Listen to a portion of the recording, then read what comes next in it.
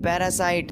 कहानी की शुरुआत में हम समुद्र में बहुत ही अजीबोगरीब क्रिएचर्स को देखते हैं जो कि धीरे धीरे शहर की ओर बढ़ रहे थे।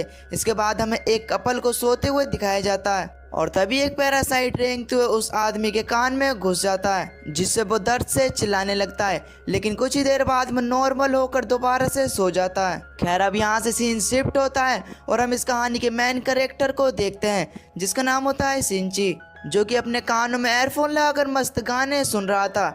और तभी वहां पर उसी के तरह एक और पैरासाइट आकर उसके कानों में घुसने की कोशिश करता है, लेकिन एयरफोन्स लगे होने की वजह से वो उसके कानों में नहीं घुस पाता। अब वो उसकी नाक के जरिए उसके शरीर में घुसने की कोशिश करता है और तभी सिंची जग जाता है और वो डर के मारे उसे दूर फेंक देता है। और तभी वो अपने पास रखी एक बुक को उठाकर उस पैरासाइट को मारने की कोशिश करता है, लेकिन मारना तो छोड़ो, वो पैरासाइट उसे काट कर उसके शरीर के अंदर घुस जाता है। अब सिंची ये सब देखकर बहुत ज्यादा घबरा जाता है और वो उस पैरासाइट को रोकने के लिए अपने हाथ पर वायर्स लपेटने लगता है। खैर, अब उसके चिल्लाने की आवाज सुनकर उसकी मॉम उसके पास आती है। वो उससे पूछती हैं कि क्या हुआ, जिस पर सिंची उन्हें बताता है कि मेरे हाथ के अंदर कुछ है। लेकिन जब वो चेक करती हैं तो उसके हाथ के अंदर कुछ भी नहीं होता, वो एकदम नॉर्मल होता है। अगले दिन ब्रेकफास्ट करते समय सिंची अपनी मॉम से कहता है कि मॉम, मुझे मेरे हाथ में कुछ गड़बड़ लग रही है।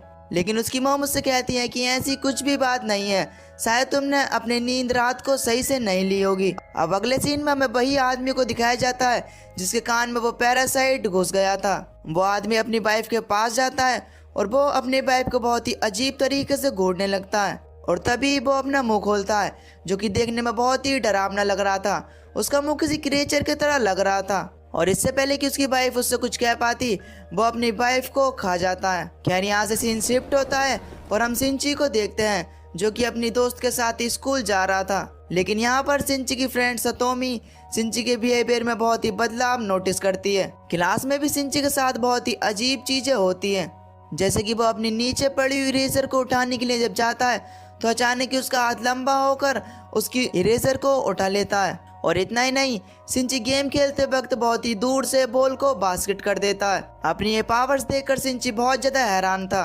अब घर पहुंचकर सिंची इसके बारे में इंटरनेट पर सर्च कर रहा होता है, लेकिन तभी वो अपने हाथ पर एक आंख को नोटिस करता है, लेकिन वो आंख एकदम से गायब हो जाती है। अब वो अपने हाथ को काटने की सोचता है, लेकिन तभी अचानक से उसका हाथ बहुत ही डरावने क्रिएचर में बदल जाता है। ये देखकर सिंची के डर के मारे हालत खराब हो जाती है, लेकिन तभी वो खतरनाक क्रिएचर एक बहुत ही क्यूट से क्रिएचर में बदल जाता है। सिंची उससे पूछता है कि तुम कौन हो, लेकिन वो क्रिएचर कोई भी जवाब नहीं देता। अब इस चीज से हमें पता चलता है कि क्रिएचर को इंसानों की भाषा नहीं आती, लेकिन वो पैरासाइट किसी तरह से धीरे धीरे इंसान की भाषाओं को सीख जाता है। खैर, अब हमें यहाँ पर पता चलता है कि उस पैरासाइट का मकसद सिंची के शरीर में घुसकर उसके ब्रेन को कंट्रोल करना था, लेकिन एयरफोन्स होने की वजह से वो उसके शरीर में नहीं घुस पाता और वो क्रिएचर सिर्फ उसके हाथ में ही रह गया और उस क्रिएचर का कंट्रोल सिर्फ उसके हाथ पे ही होता है। अब सिंची उस क्रिएचर से कहता है कि मैं तुम्हें काट कर अपने हाथ से अलग कर दूंगा,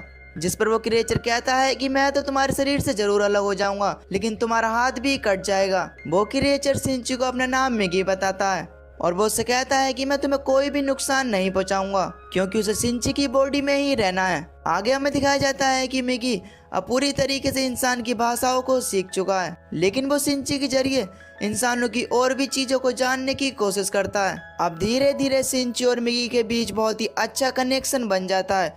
दोनों एक दूसरे के साथ बहुत ज्यादा घुल मिल जाते हैं और दोनों बहुत ही अच्छे दोस्त बन जाते हैं। दूसरी तरफ हमें ये दिखाया जाता है कि जिन जिन लोगों के शरीर में वो पैरासाइट्स घुस गए थे, अब वो लोग पूरे शहर में आतंक मचा रहे थे। वो क्रिएचर्स बाकी नॉर्मल लोगों को खाने लगते हैं। एक दिन स्कूल से वापस आते हुए टाइम मिगी सिंची को खींचकर एक रेस्टोरेंट में ले जाता है, क्योंकि उसे महसूस हो रहा था कि उसके आसपास कोई पैरासाइट है। और जब वो लोग अंदर जाते हैं तो वो देखते हैं कि एक पैरासाइट एक आदमी को काट कर उसे खा रहा है, लेकिन तभी वो पैरासाइट उन्हें देख लेता है। लेकिन वो पैरासाइट उन्हें दोस्त समझता है, क्योंकि मिगी भी एक पैरासाइट है। लेकिन जब उसे ये पता चलता है कि मिगी अभी तक सिंची के दिमाग पर कब्जा नहीं कर पाया है, तब वो उसे मारने के लिए जाता है। उसका सर भी एक अजीब क्रिएचर की तरह ही खुलता है। वो सिंची के ऊपर हमला करता है, लेकिन मिगी उस पर हमला कर सिंची को बचा लेता है और उसके सर को उसके शरीर से अलग कर देता है। क्योंकि अगर सिंची मरता तो मिगी भी मर जाता। धीरे धीरे शहर के ज्यादातर लोग गायब हो रहे थे। शहर में बहुत सारी लाशें मिल रही थी, लेकिन पुलिस को कोई भी आइडिया नहीं था कि इतनी खतरनाक तरीके से इन सबको कौन मार रहा है। आगे हम सिंची और मिगी को बात करते हुए देखते हैं। सिंची मिगी से कहता है कि तुम्हें अपने साथियों को रोकना होगा, वो इस तरह से इंसानों को नहीं मार सकते। जिस पर मिगी सिंची से कहता है कि पैरासाइट का खाना ही इंसान है। जैसे इंसान अपने खाने के लिए जानवरों को काट कर खाते हैं, वैसे ही पैरासाइट भी इंसानों को काट कर खाते हैं। जब इंसान अपना पेट भरने के लिए जानवरों को काट कर खा सकते हैं, तो पैरासाइट अपना पेट भरने के लिए इंसानों को क्यों नहीं खा सकते? क्योंकि इस चीज में कोई गलत नहीं है। अब आपको ये पैरासाइट की बात कैसे लगी हमें नीचे कमेंट करके जरूर बताना। खैर, अब जब सिंची अपने स्कूल से अपने घर आ रहा होता है तो अभी उसे रास्ते में एक और पैरासाइट मिलता है, जो कि मिस्टर ए नाम के आदमी के शरीर के अंदर था। वो लोग वहाँ से चुपचाप जाने की कोशिश करते हैं, लेकिन तभी मिस्टर ए का सिर भी बहुत ही खतरनाक क्रिएचर की तरह ही खुलता है। अब वहाँ पर मिगी और मिस्टर ए के बीच फाइट होने लगती है, लेकिन मिगी भी कम नहीं था। मिगी के इशारे पर सिंची मिस्टर ए के शरीर में एक रॉड को घुसा देता है और मिस्टर ए मारा जाता है, क्योंकि मिस्टर ए को ये नहीं पता था कि सिंची के शरीर पर पूरी तरीके से मिगी का कब्जा नहीं है, सिर्फ मिगी ने सिंची के हाथों पर ही कब्जा किया हुआ है। अब जब सिंची अपने घर जाता है तो उसे बहुत ही गिल्टी फील हो रही थी, क्योंकि उसने अभी अभी एक मर्डर किया है। इधर हम दूसरी तरफ देखते हैं कि मिस्टर ए का पैरासाइट अभी तक मरा नहीं था। वो उसके शरीर से निकलकर वहाँ पर मौजूद एक और शख्स के अंदर घुस जाता है, और ये इंसान कोई और नहीं बल्कि सिंची की मॉम थी। तभी कुछ देर बाद मिगी सिंची को जल्दी से उठाता है और कहता है कि कोई और पैरासाइट हमारे पास आ रहा है और ये बहुत ही ज्यादा खतरनाक है। अब जब सिंची बाहर निकल कर देखता है तो वो देखता है कि गेट से अंदर उसकी मॉम आ रही हैं, जिनकी बॉडी पर अब पैरासाइट ने कब्जा कर लिया था। मिगी सिंची से कहता है कि अब उसके पास कोई और चारा नहीं है, उसे अपनी मॉम को मारना ही होगा, नहीं तो वो उन्हें मार डालेगी। लेकिन सिंची ऐसा करने से मना कर देता है। तभी सिंची की मॉम का सिर भी एक बहुत ही खतरनाक क्रिएचर की तरह ही खुलता है और वो सिंची पर हमला कर देती है, जिससे कि सिंची की छाती में बहुत ही गहरी चोट लग जाती है और अब वो वहाँ से चली जाती है। अब अगले दिन हम देखते हैं कि सिंची पूरी तरीके से सही सलामत था, जैसे कि उसके साथ कुछ हुआ ही ना हो। दरअसल ऐसा इसलिए हो पाया था क्योंकि मिगी ने अपने सेल से सिंची के घाव को भर दिया था, और अब सिंची का सिर्फ एक ही मकसद था कि अपनी मॉम को ढूंढकर मिस्टर ए के पैरासाइट को खत्म करना। अब सिंची अपनी मॉम को बहुत ज्यादा ढूंढता है, लेकिन उसे अपनी मॉम का ठिकाना कहीं पर भी नहीं मिलता। अब मिगी सिंची के हार्ट के घाव को भरने के बाद सिंची के इमोशन को भी समझ पा रहा था, और अब जब वो दोनों एक साथ बातें कर रहे होते हैं तो मिगी उसे बताता है कि उसे पूरे दिन में कम से कम 4 घंटे का रेस्ट चाहिए और वो 4 घंटे के लिए सो जाएगा, और ये नींद उसे कभी भी आ सकती है। और इस बीच अगर तुम पर किसी पैरासाइट ने हमला किया तो मैं तुम्हारी मदद नहीं कर पाऊंगा और तुम्हें अकेले ही उस पैरासाइट से निपटना होगा। इधर हमें दूसरी तरफ दिखाया जाता है कि मेयर की बॉडी पर भी एक पैरासाइट कब्जा कर लेता है, ताकि वो इलेक्शन को जीतकर पूरे शहर पर कंट्रोल कर सके। अब स्कूल में सतोमी सिंची को एक लड़के शिमादा से मिलवाती है। अब जब स्कूल में पेंटिंग क्लास चल रही होती है तो तभी एक लड़की शिमादा के सर पे से एक बाल को छुटा लेती है, लेकिन वो लड़की ये देखकर हैरान हो जाती है कि वो बाल सर से अलग होने के बावजूद भी मूवमेंट कर रहा था, जैसे कि उस बाल के अंदर जान हो।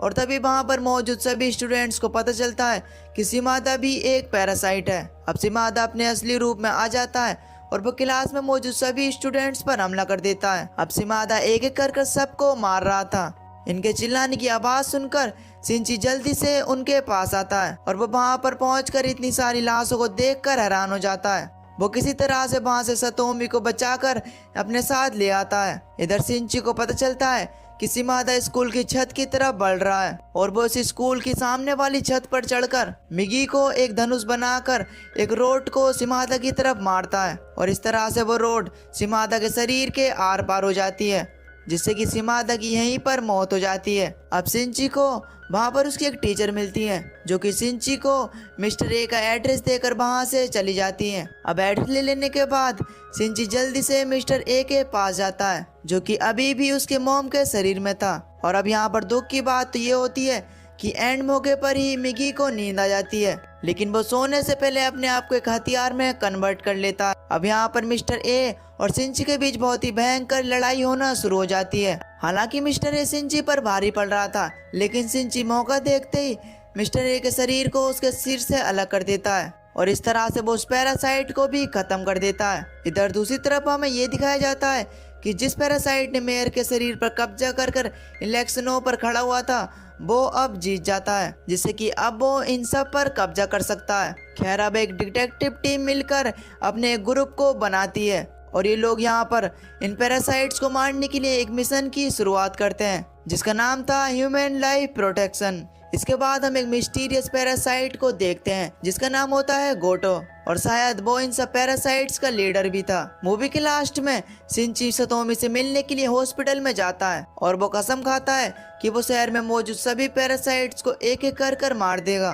तभी हम दूसरी बिल्डिंग में एक जासूस को देखते हैं जो कि इन पर नजर बनाकर रखता है। वो इनकी एक पिक्चर को क्लिक करता है और इसी के साथ ये मूवी यहीं पर खत्म हो जाती है। तो ये था पैरासाइट का पार्ट 1 जिसमें हमें दिखाया गया कि किस तरह से शिनची ने मिगी का सही फायदा उठाकर मिस्टर ए के पैरासाइट को खत्म किया। इसका पार्ट 2 भी बहुत ज्यादा इंटरेस्टिंग है, तो इसलिए अगर आपको भी इसका सेकंड पार्ट देखना है तो नीचे कमेंट में नेक्स्ट पार्ट टाइप जरूर करना।